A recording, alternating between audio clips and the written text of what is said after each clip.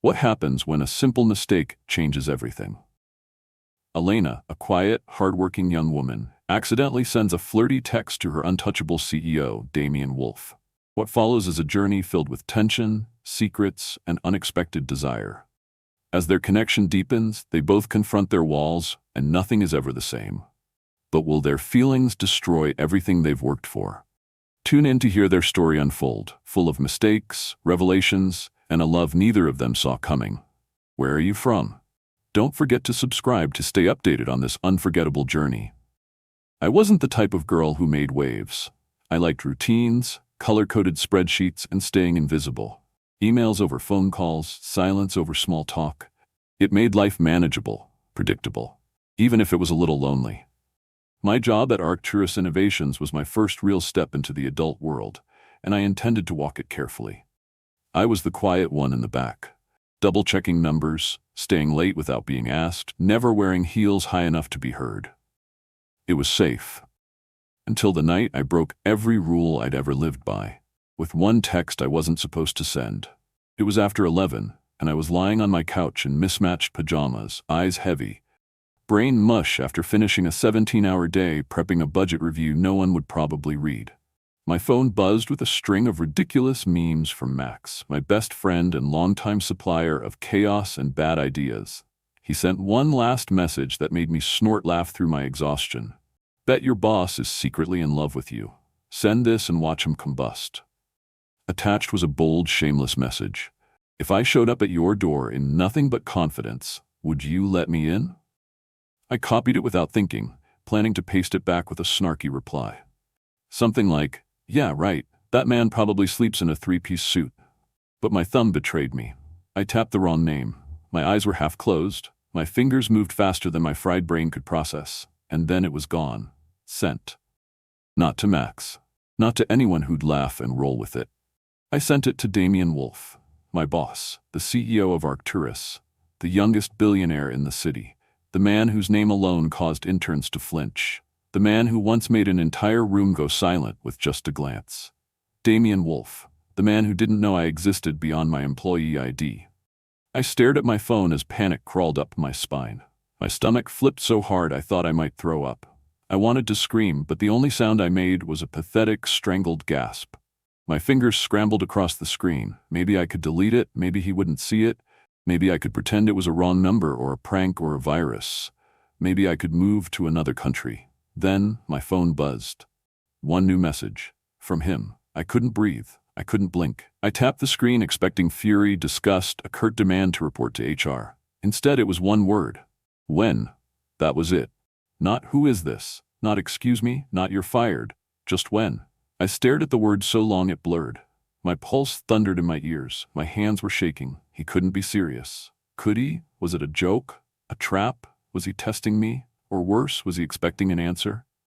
I threw the blanket over my face like it could hide me from reality. I drafted 5 different apologies, deleted each one. Maybe I could say it was a dare, or a bet, or a sleep-deprived accident, which it was. Finally, I typed, "I'm sorry," and hit send. Then I waited. 10 seconds, a minute. Nothing. I went to bed with my heart pounding so loud I was sure the neighbors could hear it. I barely slept, replaying it over and over. The message. His reply.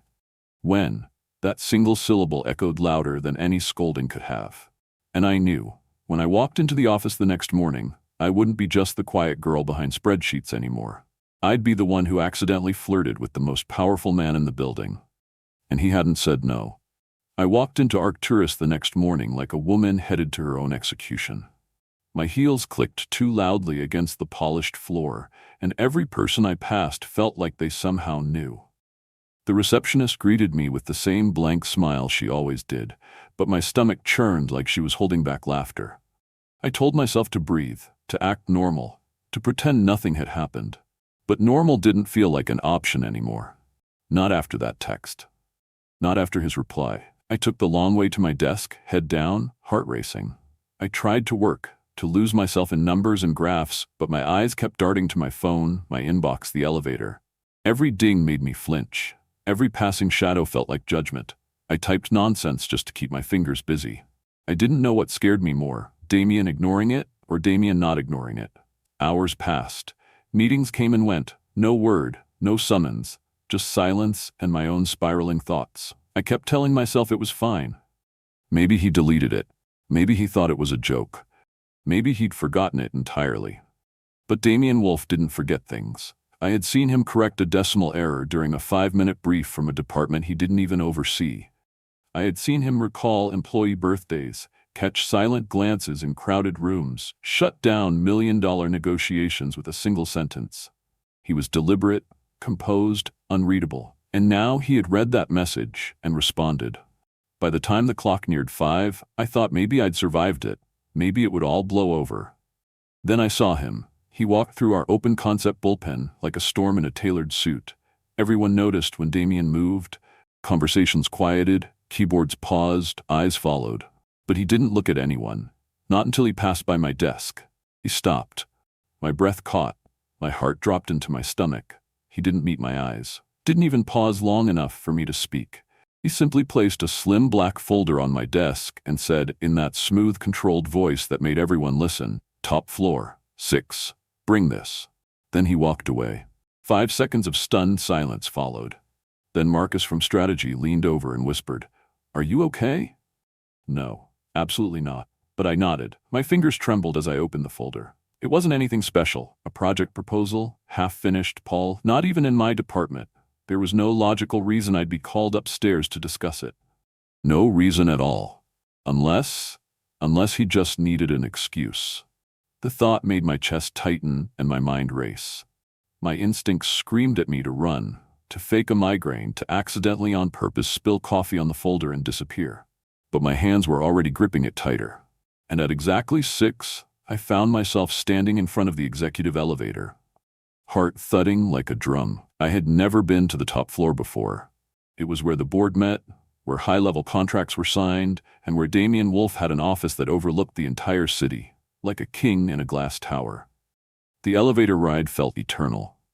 My reflection in the metal doors looked pale and uncertain. My blazer didn't sit right. My lips were dry. When the doors opened, I was greeted by sleek minimalism, soft lighting, and a silence so sharp it felt sacred. Damien's assistant didn't ask why I was there. She simply gave a nod and gestured toward his door.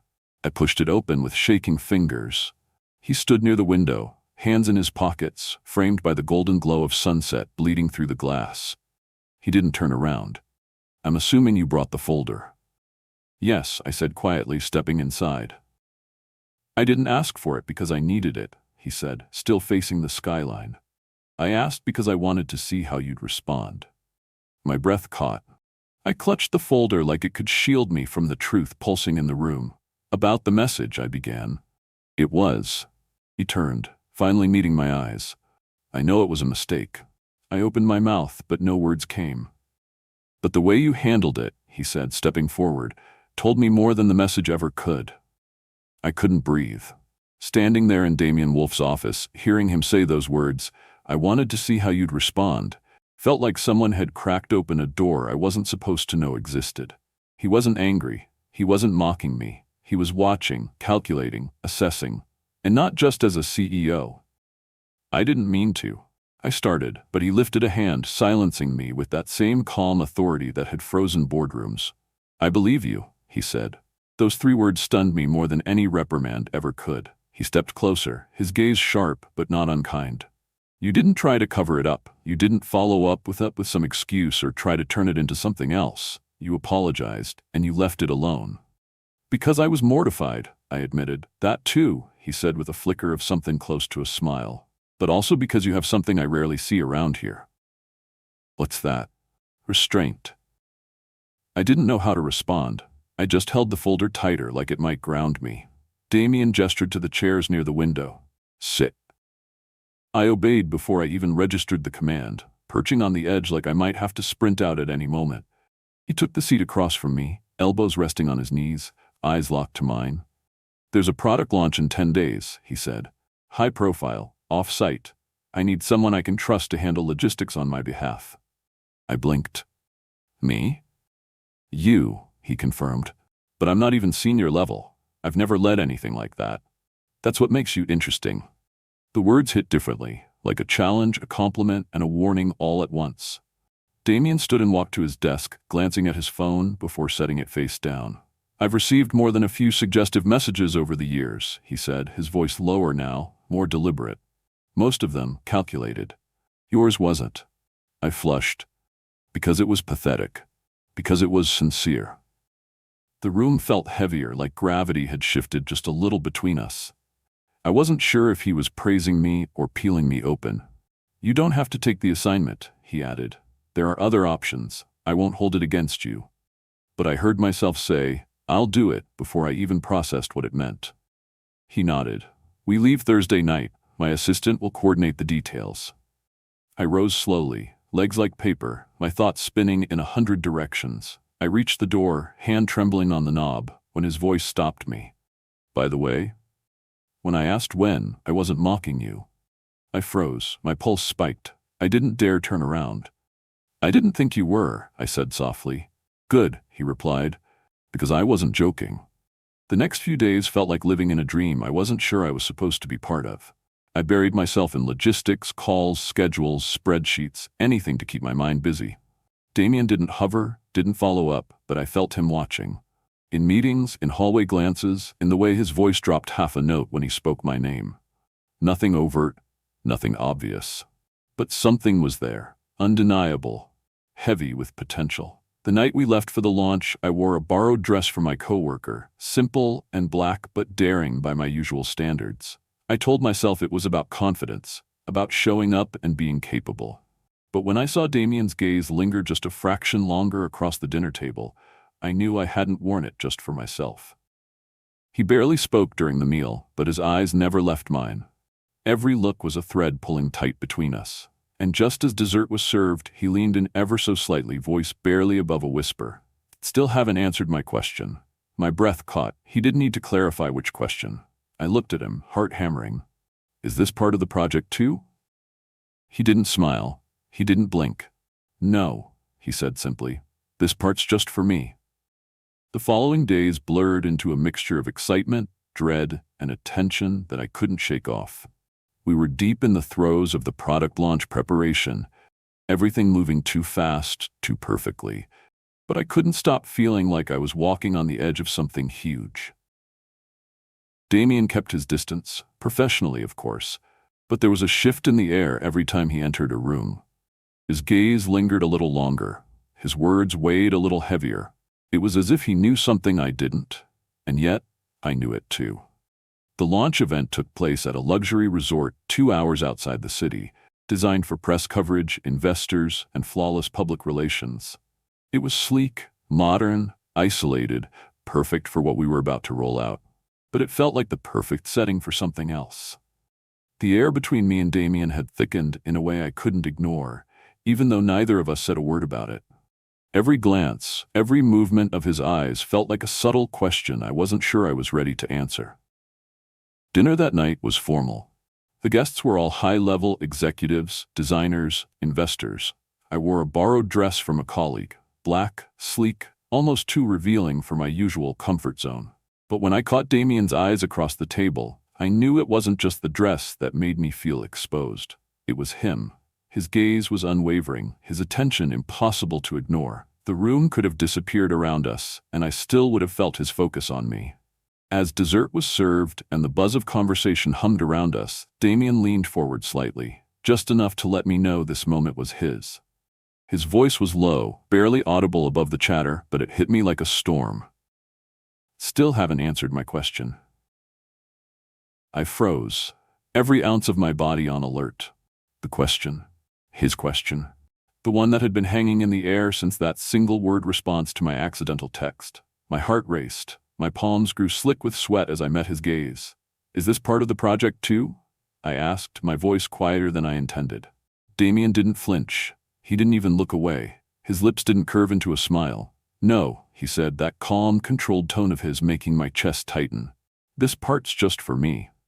I felt a sharp tug in my chest, a pull that seemed to come from deep within, something between longing and fear. This wasn't about work anymore.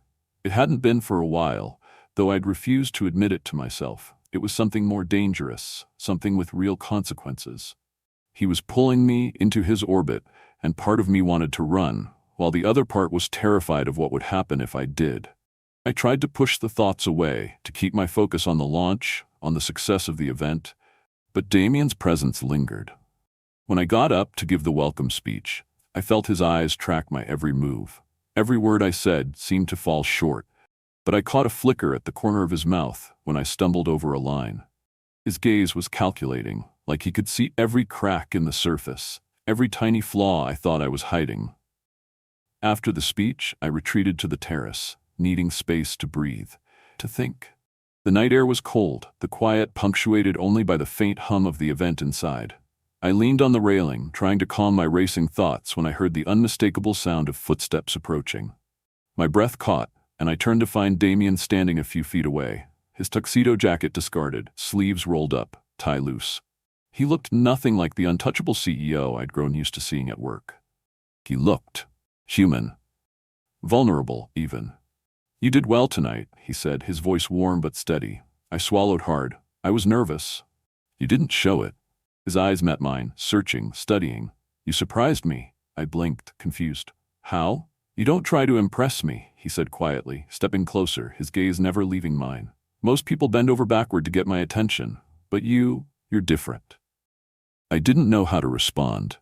The words tangled in my throat. I wanted to tell him that I didn't care about impressing him, that I was just trying to survive in a world where I didn't belong. But I didn't say any of that. Instead, I just nodded, barely able to process what he was implying.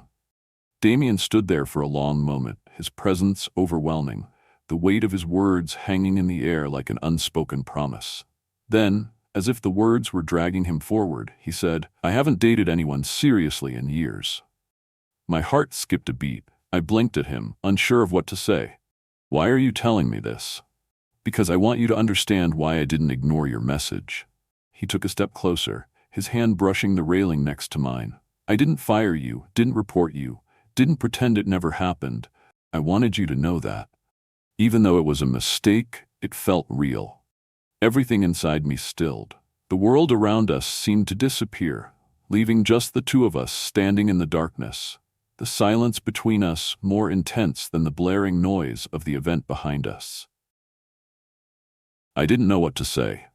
The next few days passed like a whirlwind, faster than I could keep up with. But I couldn't shake the feeling that something had changed.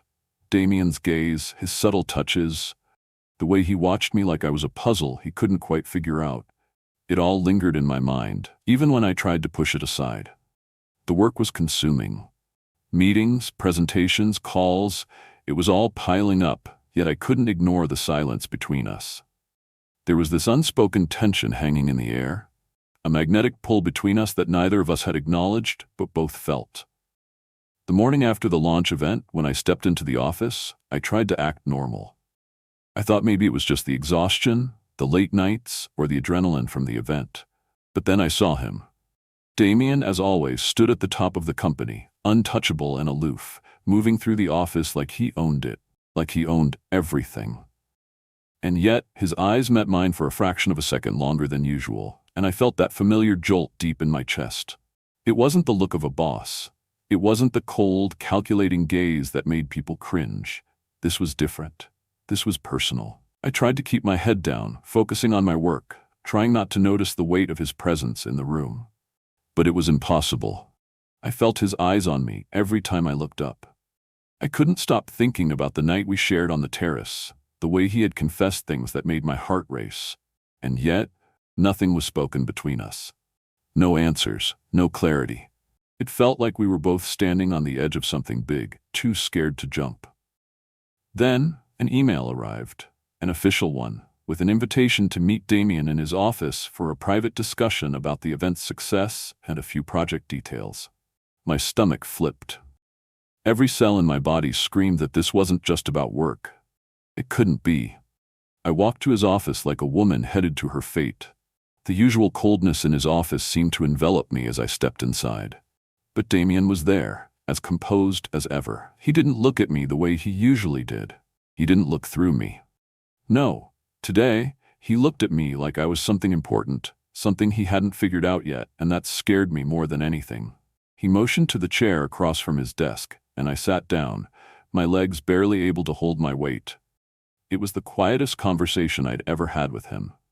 "I've been thinking," he said, voice low, like he was testing each word before speaking it. "About the launch, about everything." He leaned back in his chair, his hands steepled, his eyes fixed on me with a seriousness I wasn't used to. I swallowed hard. I'm glad it went well." His lips curled up at the corner, but there was no humor in it. "You know, most people would have tried to take advantage of the situation, used it to their benefit. They would have apologized, but secretly leveraged it for attention. But you didn't." His voice softened, but it was still steady. "You didn't try to turn it into something it wasn't." I felt my heart race as his words sank in. "What are you saying?" Damien didn't answer right away. He stood up from his desk, walking over to the window, the skyline of the city stretching out behind him. "You surprised me," he said quietly. "Most people I deal with are predictable. You, on the other hand, are not." There was a flicker of something in my chest, a strange mix of relief and dread. He wasn't reprimanding me. He wasn't punishing me. He was impressed. "You're different," he continued, his back still to me. "And I don't think I'm ready to let that go." I stood up, unable to stay still. "Damien, I don't." "I'm not asking for anything from you," he said, cutting me off. "I'm not asking you to give me anything or even to admit anything. I just wanted you to know that I'm watching you, because you're the first person in this company who hasn't tried to play the game." My breath caught. He was watching me? It wasn't just business anymore. He wasn't just the CEO, the untouchable man in charge. He was interested in me, not just the work I did. I didn't know how to respond. I wanted to say something clever, to push it all away, to laugh it off. But instead, I stood there in silence, realizing that everything was about to change. What we'd shared on the terrace wasn't a mistake anymore. It wasn't something I could just forget. Damien hadn't forgotten it, and neither had I. Whatever had begun that night, whatever we were walking toward now, there was no turning back. "I won't ask you to stay," he said, his voice softer now. "But I want you to know that you have a place here. More than you think." In the end, this story is a powerful reminder that sometimes mistakes can lead to the most unexpected opportunities. Elena's accidental message to Damien wasn't just a slip-up. It became the catalyst for a deeper connection, one that forced both of them to confront their own walls and vulnerabilities.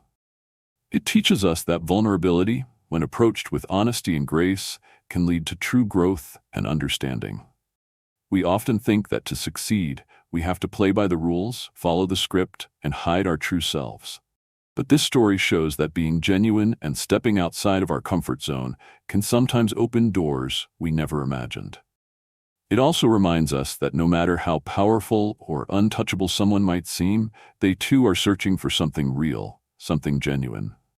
The story of Elena and Damien shows us that real connections happen when we let down our guard and allow ourselves to be seen for who we truly are. So, remember, sometimes it's the mistakes we make, the moments of imperfection, that lead us to the most meaningful experiences in life. Don't be afraid to take chances, to be yourself, and to embrace the unpredictable twists life has to offer. Where are you from? Let me know in the comments below, and don't forget to subscribe to the channel for more stories like this. Keep learning, keep growing, and keep being the best version of yourself.